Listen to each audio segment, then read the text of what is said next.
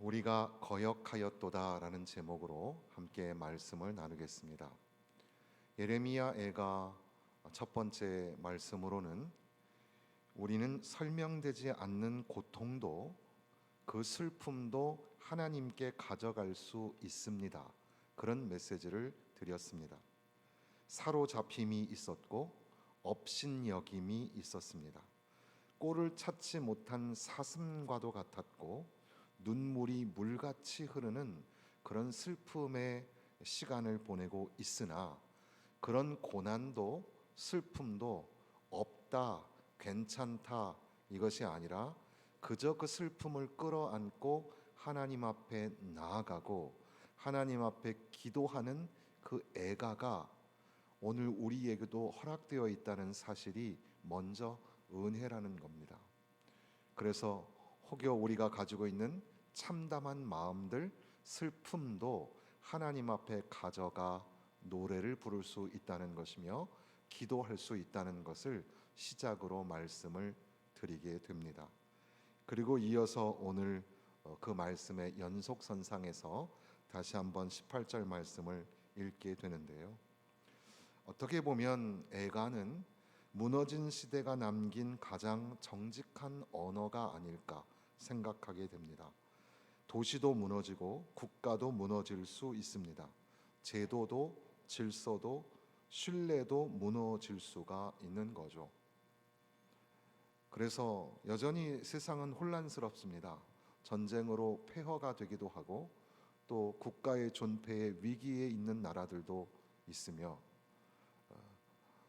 대중교통 수단인 버스가 파업을 하고 또 정치인들은 서로를 향하여 비방하며 혼란을 겪고 있는 것은 바로 오늘 작금의 우리의 현실인 겁니다.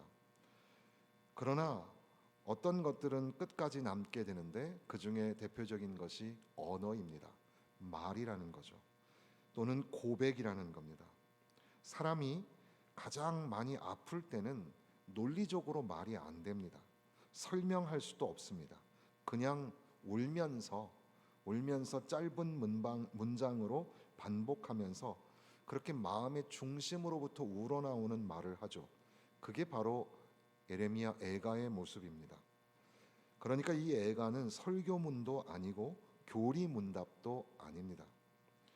무너진 공동체가 하나님 앞에서 쏟아내는 울음의 언어라고 할 수 있습니다.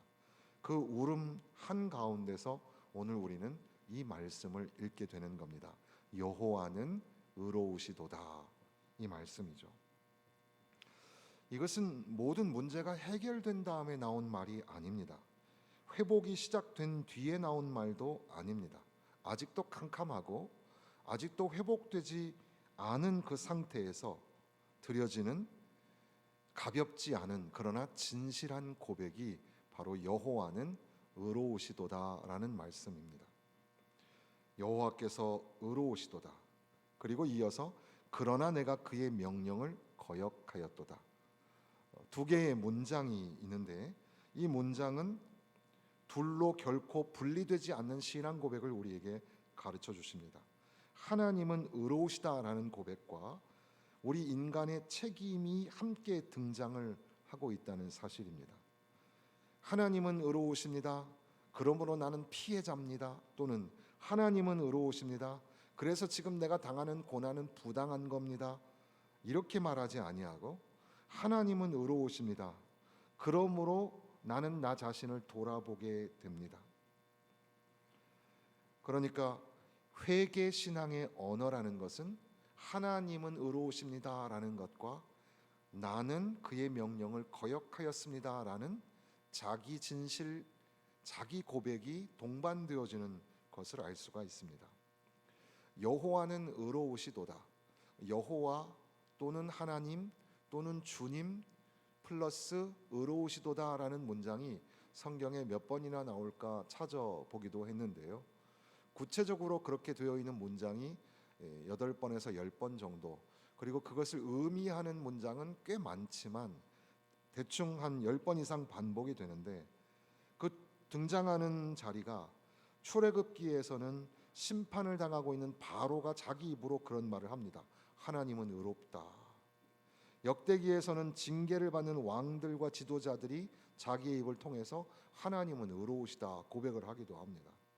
시편에서는 시인들이 흔들리는 세상 속에서도 흔들리지 않는 믿음을 신앙으로 고백하면서 하나님은 의로우시도다라고 말하기도 했습니다. 다니엘서에서는 포로지에서 드리는 하나님 앞에의 회개의 기도에 이 문장이 등장하고, 오늘 예레미야 애가에서는 폐허 위에서, 거기서 하나님은 의로우시도다라고 선언을 하는 겁니다. 이 고백은 모든 일들이 잘 풀릴 때 말한 고백이 아닙니다. 형통할 때 성공의 자리에서 나온 말씀이 아니라는 사실이죠. 이 고백은 항상 무너지는 자리에서 나오고 있다는 겁니다. 그러니까 하나님의 의로우심을 고백하는 신앙은 문제가 없을 때 나오는 말이 아니라 문제가 너무 분명해서 더 이상 변명할 수 없을 때 하는 고백일지도 모릅니다. 하나님은 의로우시다. 또 다른 비슷한 표현으로 하나님은 공의로우시다, 이런 말을 우리가 합니다. 그럴 때에 하나님은 냉정하신 분, 차가우신 분, 이렇게 우리가 선제적으로 그렇게 느낄 수 있지만, 그러나 하나님은 의롭다라는 말은 하나님은 약속에 신실하신 분이시다라는 의미를 담고 있는 겁니다. 하나님은 말씀하셨습니다. 하나님은 경고도 하셨습니다. 하나님은 오래 참으셨습니다. 하나님의 말씀은 헛되이 돌아오지 않습니다. 하나님의 의는 그러므로 잔혹함이 아니라 책임감이며 변덕스러움이 아니라 일관성이며, 하나님의 의로우시다라는 표현은 냉정함이 아니라 오히려 하나님의 약속에 신실하심을 드러내는 말씀이죠. 그러니까 하나님은 의로우십니다라는 예레미야의 고백은 하나님을 비방하는 말이 아니라 하나님 앞에서 더 이상 우리는 숨을 수 없습니다라는 고백입니다. 하나님이 틀린 것이 아니라 그래서 내가 하나님의 말씀을 거역했음을 고백할 수밖에 없다는 거죠. 예레미야 애가에 나오는 이 슬픔과 탄식을 우리가 조금 정서적으로 좀 느끼기 위해서 그림을 준비해 보았습니다. 첫 번째 그림은 렘브란트라는 화가가 그린 네덜란드 암스테르담 국립미술관에 있는 그림인데요. 저 사람은 짐작컨대 누굴까요? 예레미야입니다. 예레미야가 폐허가 되고 있는 예루살렘을 생각하면서 그 폐허 앞에서도 하나님의 말씀을 묵상하면서 하나님은 의로우시다라는 그런 정말 슬픔 중에 있으나 하나님 앞에 신앙을 고백하는 그런 장면이 되겠습니다. 또 하나의 그림은 귀스타프 도레라는 사람이 그린 그림인데, 저 그림은 비슷한 유작이 여러 군데 있는 프랑스 국립도서관 외에 여러 군데 있다고 합니다. 가끔 저는 그림도 많이 보여드리고 싶고 영상도 보여드리고 싶지만 이게 실시간 또는 우리가 녹화해서 이 설교 말씀이 이제 유튜브에 올라가다 보니까 저작권의 문제도 있고 해서 저작권의 문제가 없는 70년 이상 지나간 그림들을 이렇게 소개하게도 되는데, 제가 이렇게 그림을 보여드리는 이유는 그때의 그 심정, 이런 것들을 좀 함께 나누었으면 좋겠다라는 생각입니다. 지금 저기에 있는 그림은 이스라엘 백성들이 폐허 위에 앉아서 말을 잃어버린 채 상실감을 가지고 있는 그런 현장의 모습입니다. 그러니까 예레미야도 슬픔 중에 있으며 또 이스라엘 백성들도 슬픔 중에 주저앉아 있다. 이 두 장면 사이를 관통하는 고백이 바로 여호와는 의로우시다, 이런 말씀이 되겠습니다. 네, 감사합니다. 오늘 이 말씀을 읽으면서 저는 최근에 묵상하고 있는 주제 중에 하나가 회개입니다. 회개. 신년을 시작하면서 밝고 경쾌한 걸음을 좀 소개해야 될 텐데, 왠지 제 마음속에 드는 것은 하나님 앞에 진실한 회개자가 있는가, 이런 고민을 하게 되는 겁니다. 왜 사람들은 회개의 자리에 나오지 않는 걸까? 사람들은 많이 말을 하고 설명을 하고 또 해석을 하려고 하지만, 그러나 내가 잘못했습니다, 우리가 잘못했습니다라는 회개의 고백이 없는 것이 한편 굉장히 의아스러웠습니다. 오늘 새벽에도 우리는 그런 말씀을 묵상하면서, 그러면 참된 회개는 무엇일까? 에스라서의 말씀을 통해서 참된 회개의 첫 번째 단계는 자기 무너짐이었습니다. 이스라엘 백성들과 특별히 지도자들의 그런 부패하고 죄스러운 모습을 보면서 에스라는 자기 옷을 찢고 머리를 뜯으면서 그 자리에 주저앉았습니다. 기가 막혀 주저앉았더니라는 말이 2번이나 등장을 하죠. 회개의 첫 번째 단계는 주저앉는 겁니다. 그 참담한 상황 속에서 주저앉아 자기를 무너뜨리는 겁니다. 그리고 2번째 단계는 그 한 장에 우리라는 단어가 27번이나 나오는 것을 소개하면서, 저 사람들이 잘못했으니까 저들 또는 그들, 그 사람 말이야 라고 말하지 아니하고 우리가 범죄하였습니다, 우리가 죄를 지었습니다. 에스라는 이스라엘 백성들을 동일시하면서 우리가 죄를 지었습니다 라고 고백을 하는, 그것은 저 사람의 문제가 아니라 우리의 문제라고 고백하는 것이 회개이구나. 그리고 나서 하나님 앞에 어떤 사람도 똑바로 서 있을 수 없습니다. 그러니까 회개의 결론 부분에 가서는 우리 인간은 아무 할 말이 없습니다. 그저 우리는 의지할 곳 없어서 손들고 주님 앞에 나아갑니다. 하나님 앞에 변명도 변호도 할 수 없는, 그저 말을 잃은 상태, 침묵의 자리로 들어가는 것이 회개의 단계가 아닐까, 이런 말씀들을 함께 나누었던 겁니다. 오늘 다시 한번 이 시간에 회개가 뭘까? 회개라는 말을 우리가 자주 사용합니다. 회개했습니다, 기도했습니다, 잘못을 인정했습니다.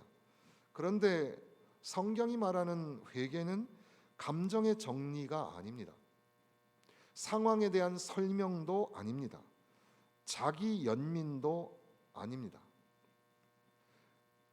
첫 번째 문장은 하나님은 의로우십니다 라는 문장이며, 그 문장에 이어서 문제는 결국 나다 라는 고백입니다. 우리는 종종 환경이 어려워서 그랬습니다, 시대가 그렇지 않습니까?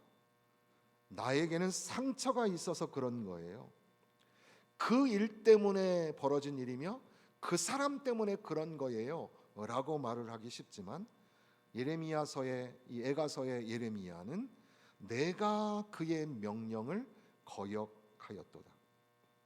진짜 회개는 은연중에 하나님을 피고석에 앉히는 것이 아니라 나 자신을 하나님의 법정에 죄인으로 세우는 일입니다.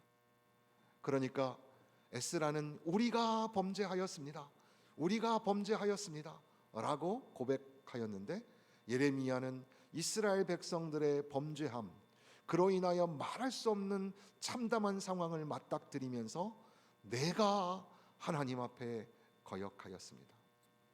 그래서 왜 사람들은 회개하지 않을까 고민하고 또 고민하다가 소스라치게 놀라며 발견하게 된 것은, 회개를 안 하고 있는 사람은 바로 나였다는 사실이죠.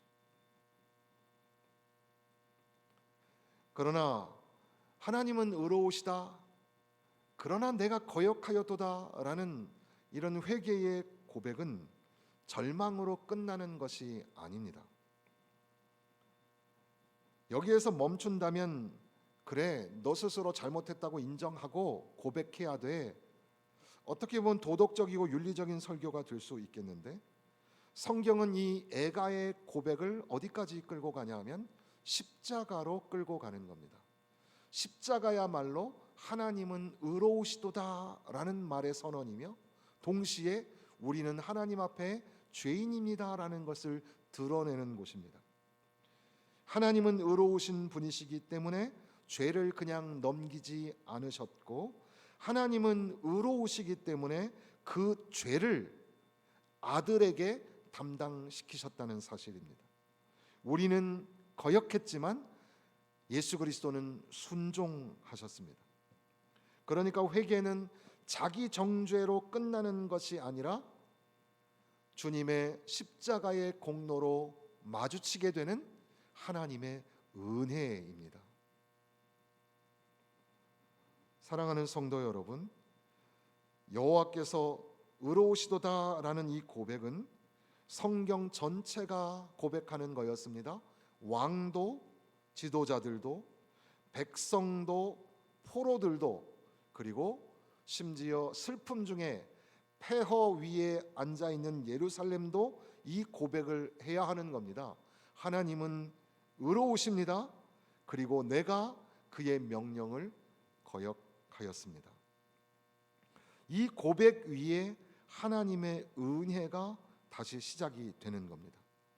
그것이 예레미야 애가의 신학이고 복음주의 신앙의 회개이며 십자가 앞에 선 교회의 언어가 되어야 한다는 겁니다. 그러므로 매우 단순하게 또는 매우 직선적으로 오늘 이 강단을 통하여 여러분들에게 들려주시는 말씀은 우리가 회개의 자리에 나아가야 한다는 사실이죠. 말할 수 없는 참담함과 슬픔 중에 주저앉은 예레미야는 하나님의 의로우심을 드러내며 동시에 우리는 우리의 죄 없다 할 수 없음을 고백하는, 그리고 그것은 그 사람의 죄, 그 상황의 문제가 아니라 오늘 우리의 죄이며 내가 죄인이라는 고백입니다. 여러분, 이 나라의 문제를 어떻게 해결할 것입니까? 누군가에게 사형 선고를 언도한다고 해서 해결될 문제일까요? 저는 아니라고 생각합니다. 누군가를 심판대 위에 올려놓고 자아 비판을 시키고 그리고 돌을 던지는 것이 문제의 해결일까요? 그렇지 않습니다. 하나님 앞에 우리가 죄인이라는 사실을 기억하면서 우리가 죄를 지었습니다. 저 사람이 문제가 아니라 우리가 죄를 지었습니다. 당신이 아니라 내가 하나님 앞에 죄인이었습니다. 회개는 하나님을 옳다 고백하는 순간부터 시작되는 겁니다. 그리고 내가 죄인임을 고백하는 그 순간부터 하나님은 은혜를 부어 주시는 겁니다. 회개하는 한 사람을 찾고 있습니다. 왜 우리는 회개하는 사람을 만나지 못하고 있는 걸까요? 그가 아니라, 그들이 아니라 우리가, 내가 의로우신 하나님 앞에 죄인입니다. 그래서 우리는 십자가 앞에 다가갈 수밖에 없습니다. 그렇게 하나님 앞에 고백하며 나아갈 때 하나님의 은혜가 우리에게 임하게 되어진다는 겁니다. 고난에 눈물이 가득 넘쳐서 이제는 회개의 자리로 나아가게 되는 거죠. 참된 회개를 통해서 이제는 하나님의 은혜가 부어지게 되는 겁니다. 그래서 예레미야에게는 말할 수 없는 슬픔의 노래이지만, 그러나 이 노래는 슬픔의 탄식으로 끝나는 것이 아니라 하나님이 우리에게 베풀어 주시는 은혜를 소망하는 소망의 메시지가 담겨져 있는 거죠. 저는 우리 성도들이 하나님의 은혜를 넘치도록 받았으면 좋겠습니다. 새해에는 흔들리는 세상 속에서 흔들리지 않는 하나님의 은혜를 넘치도록 받으시는 성도와 교회가 되시기를 그렇게 간절히 소망합니다. 그런데 하나님의 은혜를 만나기 위해서는, 그 놀라우신 은혜를 만나기 위해서는 내가 죄인이었다는 사실을 잊어버리면 안 안 됩니다. 내가 죄로 말미암아 죽을 수밖에 없는 존재임을 고백하고 죄 없으신 어린 양이신 예수 그리스도께서 그 공의로우심을 성취하시기 위하여 십자가에서 죽으셨기 때문에 그로 인하여 내가 구원을 받았으며 내가 이제는 놀라운 은혜를 누리게 되었다는 사실, 이것을 우리가 잊어버리지 않아야 하는 거죠. 그래서 우리는 하나님은 의로우십니다. 그러나 나는 하나님 앞에 거역한 죄인입니다. 이 두 문장, 그러나 하나인 문장을 동시에 하나님 앞에 끌고 나아가야 합니다. 그러면 반드시 하나님의 은혜가 우리를 채워 가실 겁니다. 회개의 자리로 나아간다는 것은 참 힘들고 어려운 겁니다. 사람 사이에도 내가 잘못했어, 내가 미안해 라고 하는 말이 참 하기가 어려운 말들이죠. 용기가 필요합니다. 믿음이 있어야 합니다. 그리고 어떻게 보면 은혜가 있어야 합니다. 그래서 우리는 그 일에 매우 서툴죠. 그렇습니다. 사람과의 관계는 그럴 수도 있겠어요. 그러나 하나님 앞에서는, 하나님 앞에 진정한 고백으로 나아가지 않으면 우리는 그 상처를 회복할 길이 없습니다. 하나님의 은혜를 풍성하게 누리고 채울 수 없다는 사실을 기억해야 합니다. 여러분 모두 하나님의 은혜가 넘치는 한 해가 되시기를 주님의 이름으로 축원합니다. 그러기 위해서 여러분 회개하셔야 합니다. 회개의 자리로 나아가야 합니다. 하나님, 왜 우리 가정이 이렇습니까? 왜 우리의 주변의 모습이 이렇습니까? 하나님, 교회가 왜 이렇게 어지럽고 소란합니까? 하나님, 나라들이 왜 이렇게 시끄럽습니까? 그것 때문에, 저것 때문에, 그 사람 때문에, 그들 때문에. 그러나 하나님, 우리가 주님 앞에 죄인입니다. 하나님, 내가 죄인입니다. 하나님, 나를 용서하여 주옵소서. 내가 주님 앞에 진실한 고백으로 나아갈 때 하나님은 우리를 용서하시기 위해서 사랑하는 아들을 내어주셨고 우리를 그 십자가 밑으로 불러주셔서 다시금 끌어안아 주시는 줄로 믿습니다. 그래서 하나님의 놀라우신 은혜를 부르는, 그러니까 슬픔의 노래인 애가가 사랑의 노래인 애가로 바뀔 수 있도록 하나님이 우리에게 은혜를 주실 줄로 믿습니다. 말씀을 묵상하시는 가운데에 하나님의 은혜로 한 걸음 더 나아갈 수 있기를 주님의 이름으로 축원합니다.